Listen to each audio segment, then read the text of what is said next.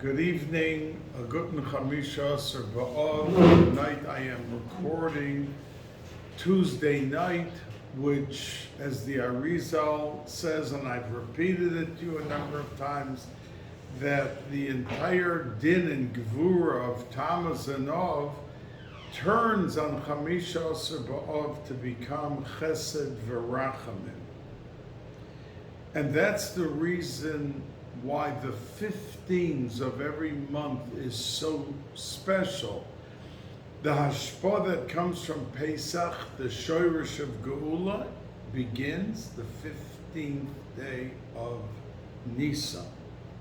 Sukkot is the well of Simcha. And as the Arizal says, that all of the problems of people receiving their hashpah and the shefa rab that's destined for them is that they're not besimcha, they're not doing their mitzvahs, and they're not living besimcha. And Sukkot also begins on the 15th day of Tishrei. But Chamisha Asar B'Av takes a new dimension to all the 15s, because Pesach, as big as it is, excuse me, and Sukkot, as big as it is not equal to Yom Kippur. Yom Kippur is the olam, the world of Keser. And for the Mishnah to equate Yom Kippur with Chamisha Asar B'Av tonight puts it into a new category, a new dimension of availability. And Grada the Arizal says that how do we have a whole month of Elul to do tshuva? Because it draws its strength from Chamisha Asar B'Av. Because Elul is tied to Yom Kippur. It's the hachana for Rosh Hashanah, Yom Kippur, and Rosh Hashanah is a hachana for Yom Kippur also. And all of these are able to flourish and come out to the dimension that it could be, is a thank you to Chamisha Asar B'Av. So the Chassam Sofer and the Bnei Yissaschar bring that Ksiva V'Chasima Tova is Begematria Chamisha Asar B'Av. And to say it, starting from today, that we're now under the umbrella of soaring heavenward, the ability to achieve everything and anything that a Yid wants or a Yid looks forward to having. Now, this week's Sedra is Parshas Eikev. Meforshim are very curious why the word Eikev was employed. The word Eikev in our Sedra means because, V'hoya, and it will be, and V'hoya is a lashon of Simcha. Eikev, because, Tishma'un, that you're going to listen to what Hashem wants you to do, then you're going to be zoicha as the next 6 or 8 psukim go in to the beautiful brachas that are bestowed, that drench Klal Yisrael. But why the word Eikev? It could have said V'hoya Kishetishma'un without the word Eikev, when you listen. Or just say the word simply Im, V'hoya Im Tishma'un, if you will. What's this word Eikev, which is very unusual to be used? And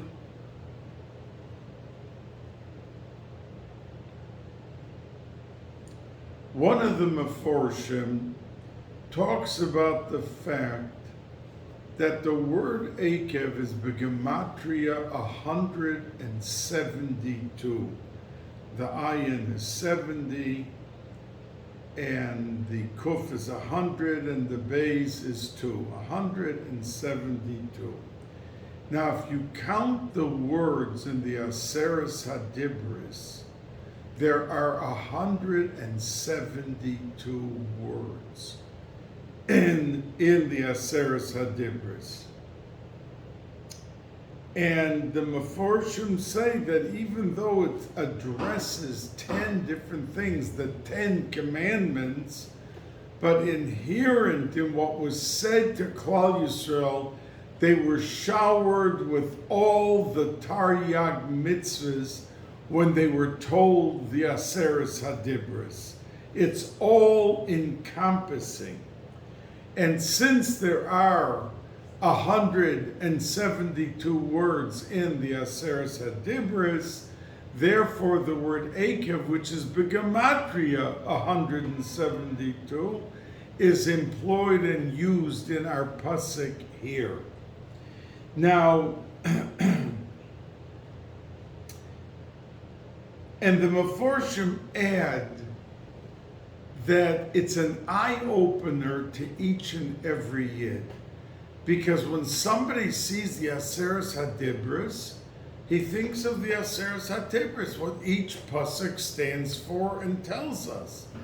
Yet there are the whole Taryag mitzvahs encompassed within, etched into the essence of Aseres HaDibros, to teach us that Yiddishkeit is all-encompassing, with even things that are not openly said. The Gemara many times has a debate, and the Gemara at the end does not have a conclusive conclusion to what the halacha is, and the Gemara simply says, Puk chazi, eichamad dibar, go look outside how Yidden live their lives. You'll find the answer to this shaila that we're discussing without the conclusion, by just the hanhaga of how Yidden live and how Yidden are. Many times Rabbonim, Menalim are asked the question, why are you asking the tzibur to do this or that? Where does it say such a thing in the Torah? That question about where does it say is really a very misleading statement, because it doesn't have to say. Just like the Gemara says, go out and just look at how the hanhaga of Klal Yisrael is, and that will tell you the answer to this question of whatever the person is raising. So,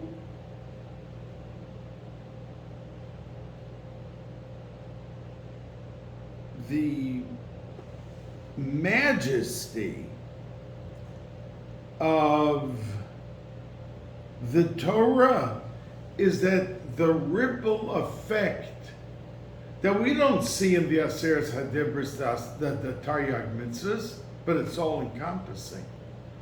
And even though it's cloaked in a different way, that's why we have remez, drush, first shot, of course, then remez, drush, and sod. Because there's a different aspect and a way of looking at a pasuk or an inyan, depending on the dimension of the Torah that we are in at that moment, that realm. Whether it's remez, or whether it's drush, medrash, or whether it's sod, it's Kabbalah. That we are able to appreciate that it's so deep and there's so much to it, that's why it does not say openly all Taryag mitzvahs in the Aseres HaDibros, but there's an allusion to it in every which way. Now the Gemara in Avodah Zarah says that the world will exist for 6,000 years. The first 2,000 was Tohu Vavohu. Till Avram Avinu was born, there was no Torah in the world. I mean, yes, you had Shem Va'aver and you had Noach, and they learned Torah in the way that they learned it. But for the world at large, it wasn't there. The second 2,000, there was Torah. Lots of Torah, up to the year 4,000. The the world was drenched with Limud Torah, which is like 1700 years ago. That began a Tekufa. It ended a Tekufa of Torah, and the last 2000, the Gemara says, is the Geula, Mashiach. And every event that took place in the last 1700 years, 1800 years, was to bring about the Geula Shalema. Now, Avram Avinu, was born in the year 1948. And I don't mean the English year that that 75 years ago was 1948. I mean, from counting from Adam Arishon's birth, and you went up from that point 1948 years, that's when Avram Avinu was born. And he ushered in a tekufa of people doing tshuva, v'asa nefesh asher asu b'choron, that the world was transformed to a different type of world. And as the pasuk says, and as Rashi brings down, and the Medrash talks about it, and the Mekubalim talk, that until Avram Avinu, that there had to be Isarusa Dila'ela. There was in the world, any bracha that came down to the world. But Isarusa Dilatata, that we can evoke the Ratzon of HaKadosh Baruch Hu from something we do here in this world, it wasn't around till Avram Avinu came. And then we had Isarusa Dilatata, which brought a response of Isarusa Dila'ela. Now, Avram Avinu lived for 52 years before the end of that first 2,000-year period. And then when he turned 3 years old, as many Mefarshim, some say it was really at 52, but most hold that it was at age 3, Hikar es Boro. He realized there has to be a Kodesh Baruch Hu in the world. It's impossible that this world just flew together and just became. So he was 3 years old when he became a chassid of HaKadosh Baruch Hu, a follower, a faithful, loyal follower of HaKadosh Baruch Hu. Now we know that Avram Avinu lived 175 years. So if he was 3 when Hikar is Bor, that means for the rest of his life, which was 172 years, he lived at a level of Hikar es Boro, and he did everything. Eikev asher shama Avram Bakoli, vayishmor mishmarti mitzvosai chukosai v'sorosoi. That even the Gemara says from that pasuk, sorosoi, that he did even Erev Tavshilin, Avram Avinu. He did every mitzvah in the Torah, mitzvahs aseh, mitzvahs d'Rabbanan, he did everything, even Erev Tavshilin. So it says, V'hoya, that in the world was introduced to a simcha, because the word V'hoya is not Vayehi, Vayehi is Tsar. V'hoya, a lashon of simcha, that Eikev tishma'um, that those 172 years, the gematria of Eikev, tishma'um, the way Avram Avinu listened to it, brought the world into a metamorphosis, a change of quality that was unbelievable. Now, there is a Chassidish taich that V'hoya Eikev. Now the word Eikev in our pasuk means because, but the word Eikev also means heel, the heel of our foot. And Hasidim, tzaddikim translated the first three words. V'hoya, it is a worldwide simcha. Eikev, when even the heel tishma'un listens. And they explained that to me, that there are many things that we look at, this is important, we have to do, and that's important, and there's a whole list of things that we have to do and we want to do as a first choice. But many times opportunities cross our path of schusim each and every day. And the Yetzer Hara, the Samach Mem, is not happy. That's why you find a lot of people, they're asked for tzedakah, they go like this, I'm sorry, I don't have, or I can't. The Yetzer Hara successfully etches into their mind that they can. They'll go and spend on a video $10, they'll go, they eat cheesecake, they'll do 20, that they'll spend $5, $10, no problem. But when the tzedakah opportunity, and don't forget, tzedakah, it doesn't say by Shabbos, Tatzel Mimaves, it doesn't say by Tefillin, Mevi Geula, it doesn't say by Kashrus, either of those, but by tzedakah it says both. So tzedakah is an unbelievable. So if somebody comes and says there's a lady down the block who's not well, she can't get out, and she needs someone to shop for her once a week, or she needs food brought to her house. So those are sometimes mitzvahs that we can eat. They're big mitzvahs, but they easily can be passed off. Well, look, my schedule doesn't allow it. We're right away in the defensive mode. But v'hoya, touch the tzaddikim.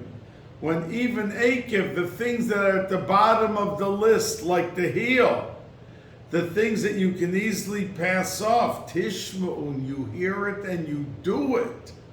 That's when it's v'hoya. That's when there is unbelievable simcha in the world.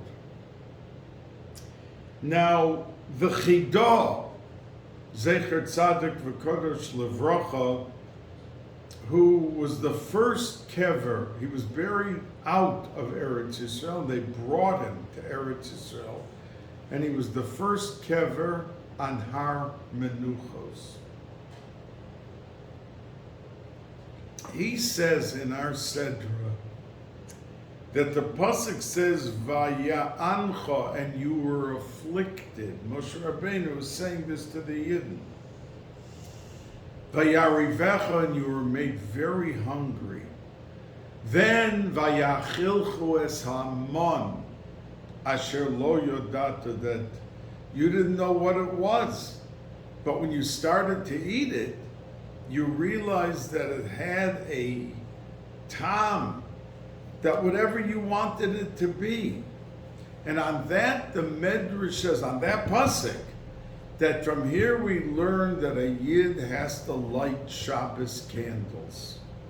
We know the Gemara says, because of Shalom Bayis, it was pitch black, people could bump into each other, there could be hard feeling or dissension on Shabbos. So therefore, having light, it's not like us that we push a button and the whole house is lit up. That then, without the candles, it was pitch black.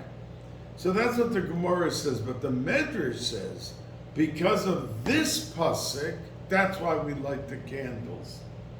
And interestingly so, the Chidah says, what's the connection of the mon with that, the Shabbos candles? And he explains that the Gemara says that when a person cannot, lo aleinu lo alechem, cannot see, he's blind, he doesn't enjoy the food as much as a person who could see the food. Because it's not only delicious food, but part of the enjoyment and the fulfillment that the person becomes and feels satiated, full and content is seeing the food. And if a person doesn't see the food, there's this dimension which is missing. And many people who unfortunately cannot see are very overweight because they don't have that feeling of content, and they keep eating. They try to get that feeling.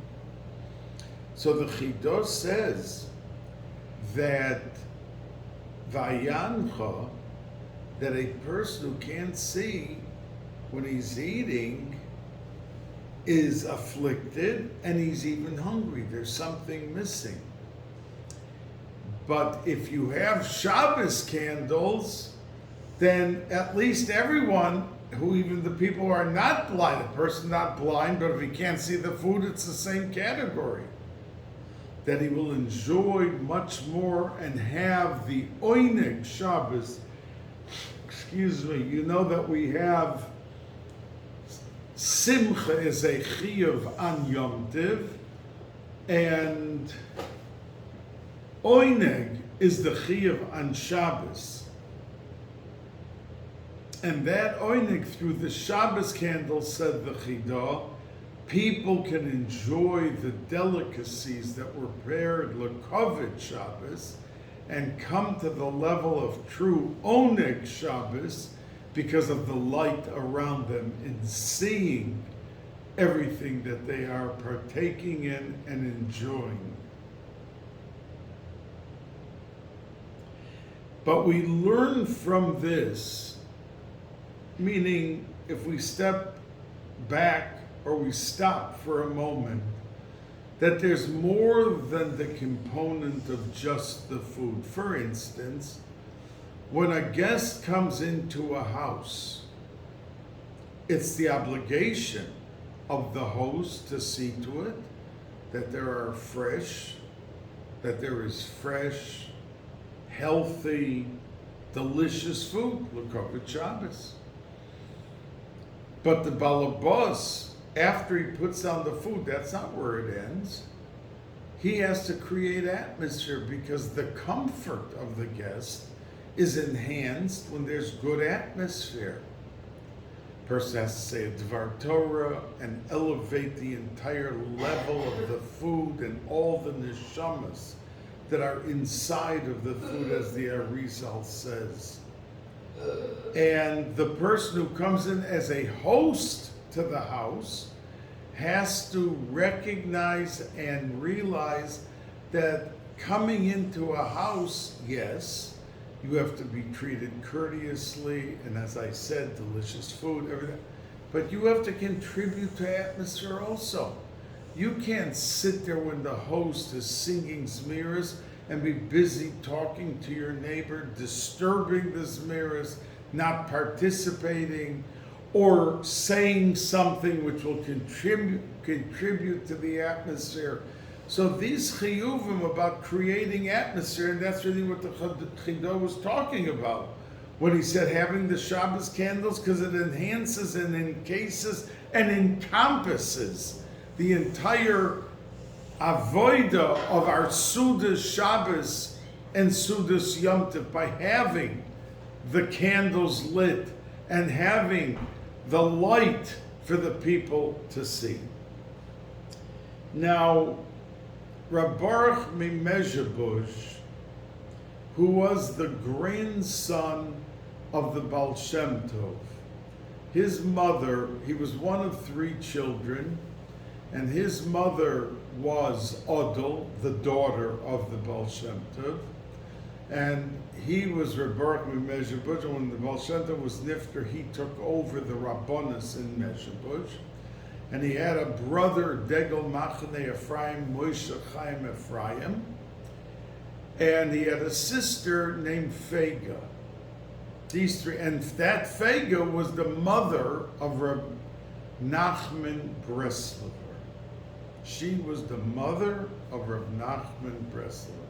People say his name, Nachman ben Fega. So this Baruch Mimezhebush asked a question, because the pasuk says Va'ata Yisrael mo Hashem Elokecha shoel me'imach. Moshe Rabbeinu said to Klal Yisrael, and now, Va'ata doesn't mean and you, because it's an ayin. It means and now. Va'ata Yisrael mo Hashem Elokecha shoel me'imach. What does HaKadosh Baruch Hu want from you? This is after he got done saying all the Tochachot, began Devarim, rebuking them, reminding them of what they did here and what they did there. And then he stopped and he said, okay, Va'ata Yisrael, and now Klal Yisrael, what does HaKadosh Baruch Hu want from you? And the pasuk continues, Moshe Rabbeinu said, Ki im liyira, only to have Yiras Shamayim. So the Gemara jumps at that comment of the pasuk and says, what? Only Yiras Shamayim? What, you think Yiras Shamayim is some simple thing? People their whole lives are fighting to get a drop more of Yiras Shamayim, and many don't succeed. But when the pasuk ki im liyira, only for Yiras Shamayim, it's a big job to get Yiras Shamayim. So the Gemara answers and says, Gabbai Moshe, for Moshe Rabbeinu, it was a little thing. So Tzaddikim asked, and Meforshim asked, but Moshe Rabbeinu was speaking to Klal Yisrael. It wasn't just HaKadosh Baruch Hu speaking to him. He was saying it to Klal Yisrael. So answering and saying by Moshe Rabbeinu, Yiras Shamayim is not such a hard job. But he was talking to Klal Yisrael, and that was our question. It's not an easy job. So they answered and said, because the Gemara says, Gabbai Moshe, which could mean by Moshe, at the standard of Moshe's, it wasn't such a big thing. Or Gabbai Moshe, those who are next to, Gabbai, that they're next to. And that's why a Gabbai is called a Gabbai, because he's right there with the Rebbe the whole time. That Gabbai Moshe, those Yidden who hang around Tzaddikim and watch how they daven and watch how they learn and watch how they eat and watch how they speak to people, that Gabbai Moshe, those who hang around Tzaddikim, it becomes an easy task to get a lot of Yiras Shamayim. But Rav Baruch Mimezhebush said a different thing. And he said, he asked the question, what is the word mo? What? Doing in this pasuk? Va'ata Yisrael, and now Klal Yisrael, mo Hashem Elokecha shoel me'imach. What is Hashem asking of you? And the answer is ki im liyira. You didn't need the word ma. You could have said Va'ata Yisrael, Hashem Elokecha shoel me'imach ki im liyira. And it would have made perfect sense. Why is the word mo, mem hey, in the pasuk chamishi of our sedra? And answers Reb Baruch. He said, because the Gemara says that the pasuk says we're supposed to attach ourselves, we're supposed to attach ourselves to HaKadosh Baruch Hu. So the Gemara asks, attach ourselves. How could a human being attach himself to HaKadosh Baruch Hu? That's complete ruchnius. So the Gemara answers and said, the way to attach yourself to Hashem is mahu rachum afato rachum. Just like he is compassionate and has lots of mercy and lots of sensitivity, afato rachum. You should also get yourself to grow and refine yourself with being better and better, more quality of a person.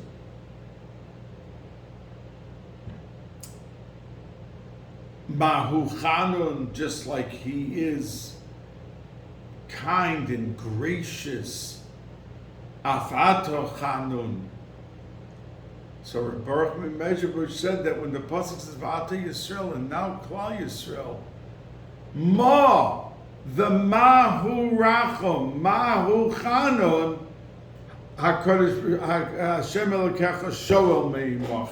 That's what he asks from you, to refine everything, become better and better, and more sensitive, and that the midos of HaKadosh Baruch Hu should be replicated and should be showcased in each and every yid, in the midos of how we deal with our family, with our students, with our community, and with our neighbors.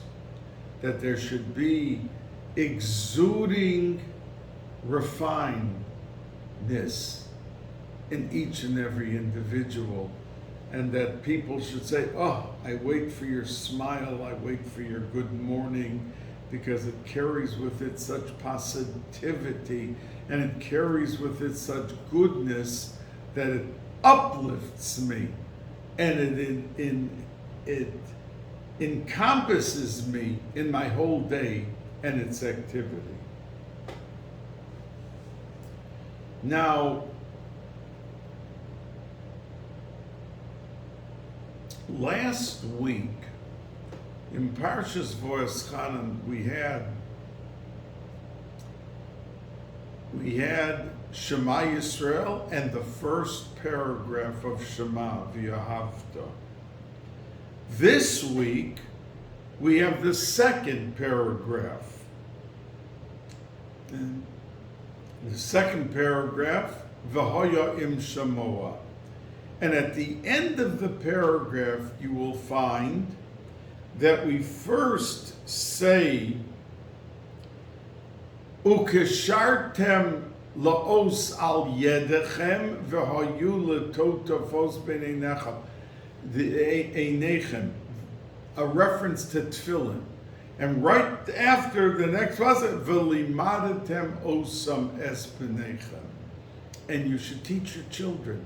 Teach your children Torah, teach your children chesed, mitzvahs. But in the first paragraph last week, in V'yahavta, it first says, V'shinantam livanecha, teach your children Torah, and then, Ukeshartam la'osal yodecha, then talks about tefillin. So last week it first spoke about teaching children and then tefillin.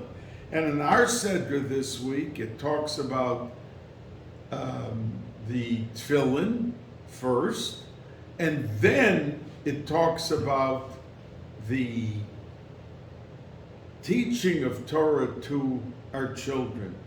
Says the Chassam Sofer, Zechuso Yogin Oleinu,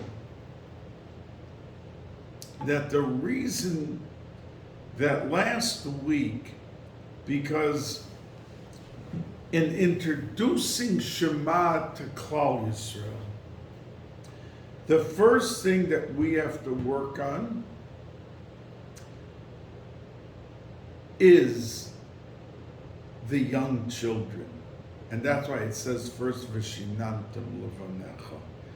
Because we can have all sorts of avodah privately, and it never reaches the children. You find many people came over in the teens and the 20s and 30s, and they were terrific Yidden, Moiser Nefesh, and they gave up Gashmias of this world opportunities. They did, in those days, it was a big thing to keep Shabbos, Shmiras Shabbos. But unfortunately, a lot of the children drifted away because they did not accentuate and underscore the importance of teaching Torah to children, their children, and creating a Torah-dika atmosphere. Now, I am not negatively casting aspersions against Yidden then. They struggled to be able to get up. They worked 13, 14 hours a day. and to daven before they worked, and to get a minyan, and to finally put a loaf of bread on the table. So I'm not criticizing, but I'm just saying that never, there were many who were moist nefesh, and that was part and parcel of their day, the hour, the 2 hours, the 3 hours, whatever it was, with the children. But in our first parsha of Shema, which was stated in Parshas Vo'eschanan, we underscored first V'shinantam levanecha. Then they become bar mitzvah. They'll put on the tefillin, and that's the second step.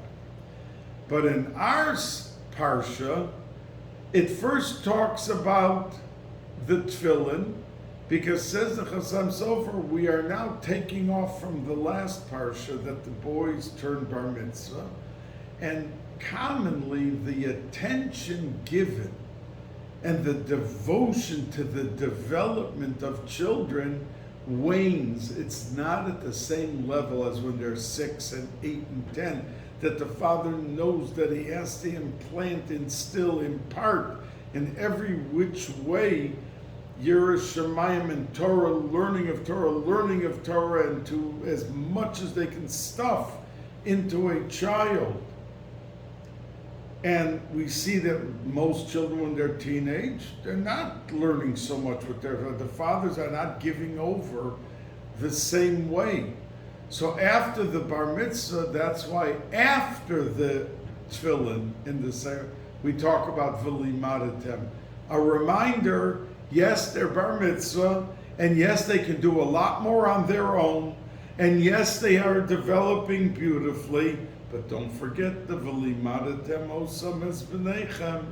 And that's why it is said second after we mentioned the tefillin, after the boy is bar mitzvah, in reminding us of the fervent zeal and zest that we have to project in our minds and in our attitudes. You know, a lot of people say a lot of good things, and you wonder who is it? You don't even know, because his life and what he talks and says is so different. You wonder who we talking about, like what's going on. It's two different people. So we have to internalize a lot of the things that we believe, that we, of course, maminim b'nei maminim, and besides the emunah, the pipeline to emunah is learning Torah and doing mitzvahs. That is, as the Tanya says, the essence of HaKadosh Baruch Hu. All of the learning, it becomes part and parcel. The neshama ascends into realms that they could never reach or come near. But the vehicle of the Torah is transports us into that realm to be able to effectively become filled head to toe with hashkafa, with attitudes. Thank you. Hashkafa and attitudes of Torah true, loyal Yidden. Now, the Rishner once said that we have reference, Moshe Rabbeinu talks about it, and he said that you made the Egel Hazov, and HaKadosh Baruch Hu said to me, Kum raid mahir, go down quickly, ki sheches amcha, because your people are going astray. Remember, it was only 40 days after Matan Torah. Matan Torah was, the whole world was elevated up to a level Yidden were embraced into the arms of HaKadosh Baruch Hu and seasoned, drenched with Kedusha and Dara, and here 40 days later they're making an Egel. So the Rishner said that you see in the Pasuk twice the word Mahir, go quickly, because they're becoming rotten, they're becoming spoiled. And he asked, what did you need the word Meyer? You could have just said what HaKadosh Baruch Hu said to Moshe Rabbeinu, kum raid, quick, go down, ki sheichei samcha, because your people are becoming deteriorated, destroyed. Why the 2 times Maher? So he said, because many times people do things, they become inspired, and they want to do it. They hear a drasha about learning and what learning does for a person. They come out, yes, I'm not learning enough,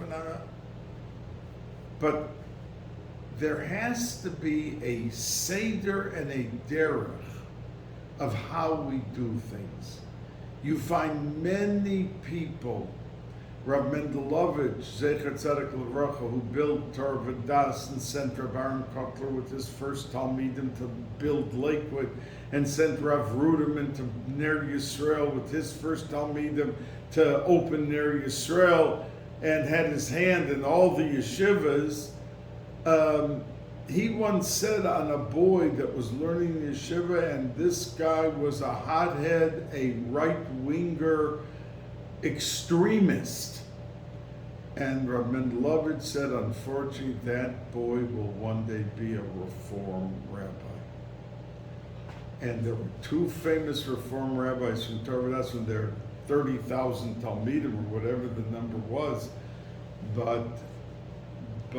And it happened because he wasn't grounded in a solid way. We need to have our feet on the ground. Yes, we should jump and answer and want to do good and learn and do the chesed, but we have to fortify it with a compliance to a solid, firm, well-rooted intention and execution of how we do everything that we do. Because if it's in a fleeting moment and in 10 seconds we jump 10 madregas higher than we are, then we can fall flat on our face. And that's what the pasuk, the Ridger said, the Maher was the problem. The people jumped for this, for that, and that's how they were able to fall flat on their face. That egel cost us, because as the Ari and the Mekubalim say, that had they not made the egel, the Geula Shlema would have happened, and the tikkun of the chet of Adam and Chava, Adam Arishon, would have been completed, and it would have been misaken all of that chisaron, and we would have had the Geula Shlema, and we would have never gone into Golos. So it was this Maher that caused all of this trouble. Now, the pasuk says we learn up benching from this Sedra. It says, V'yachalta v'savata, you eat, you become satiated, uveirachta.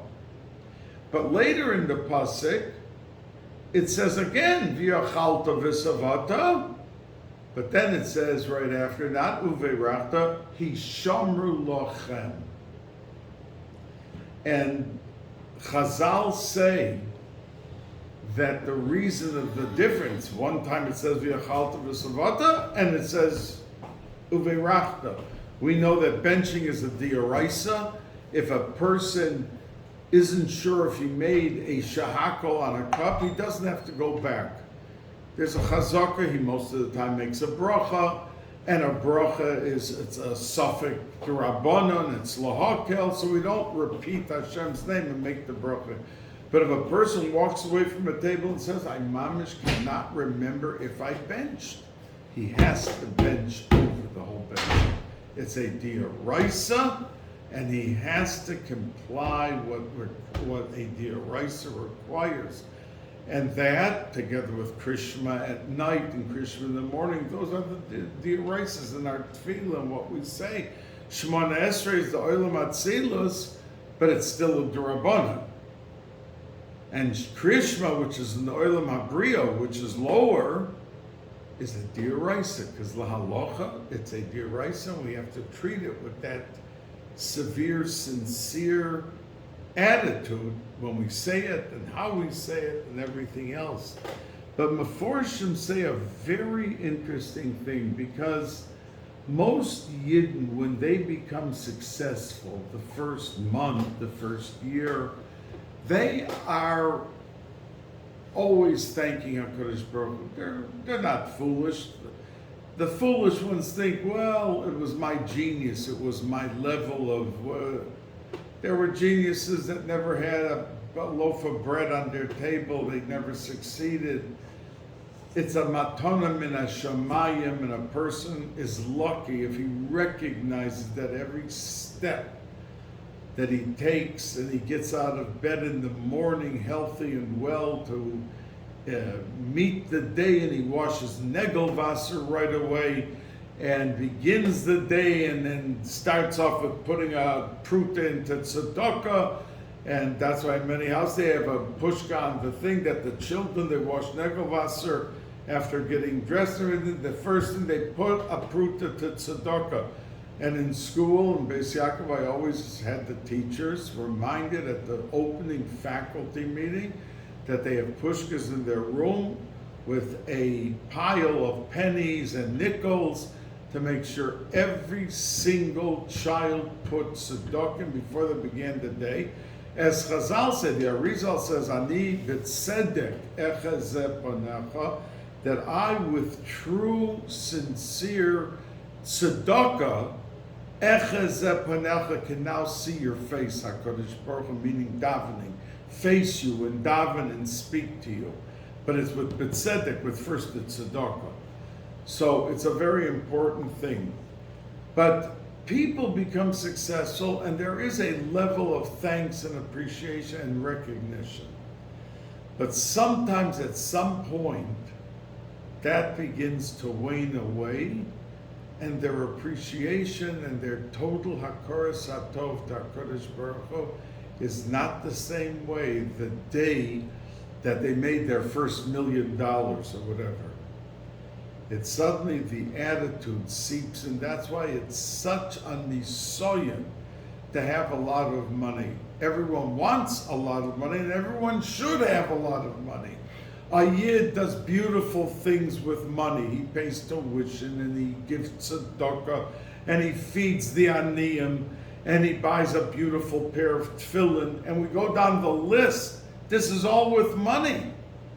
So we wish every Yid to have lots of money, and the bracha and the shefa rab should be there.